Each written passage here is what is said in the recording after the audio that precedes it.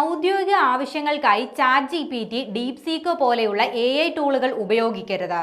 നമസ്കാരം, കൊട്ടാരക്കര മീഡിയയിലേക്ക് സ്വാഗതം.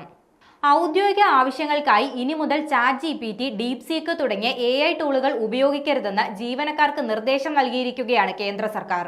സർക്കാരിന്റെ ഔദ്യോഗിക രേഖകളുടെ വിവരങ്ങൾ ചോരുമെന്ന് ആഭ്യന്തര മന്ത്രാലയത്തിന്റെ ഉപദേശക സംഘം ആശങ്ക പങ്കുവച്ചിരുന്നു.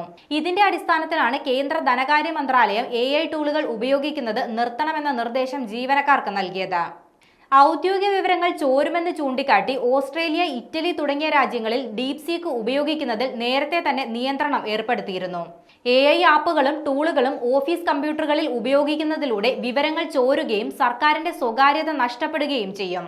OpenAI chief Sam Altman India സന്ദർശിക്കാനിരിക്കെയാണ് കേന്ദ്രം ഈ നിർദ്ദേശം പുറത്തിറക്കിയത്.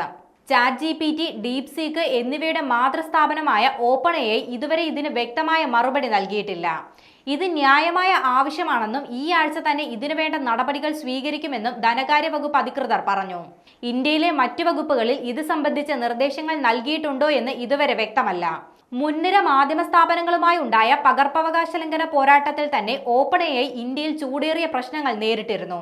രാജ്യത്ത് തങ്ങൾക്ക് സെർവറുകൾ ഇല്ലെന്നും ഇന്ത്യൻ കോടതികൾ ഇത് കേൾക്കരുതെന്നും OpenAI പറഞ്ഞു.